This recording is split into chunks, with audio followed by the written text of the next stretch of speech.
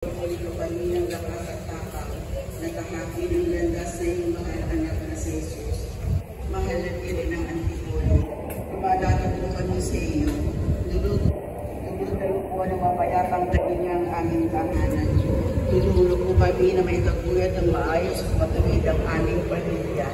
Sa aming paglalayag sa buhay, palakasin at patatagin po ang bawat isa sa amin na makapuray sa kamera ng bansang pinagkaharian ng iyong mga anak. Naway sa mundo at biyaya mo mahal namin nila. Ang buong mundo ay pagpapagin ng iyong mga anak at ilagay niya kami sa ilalim ng kanyang pagkakandilig at huwag kaming iwanan sa paglalakbay sa buhay, lalo-lalo na sa oras ng sakuna at kagipitan. Sa pamamagitan mo rin ang mahal, pagpalayan ang ulitin mo po ang aming buhay, paglilingkod sa iyong anak na si Jesus ng simbahan, upang mabuhay kami sa kapayapaan ng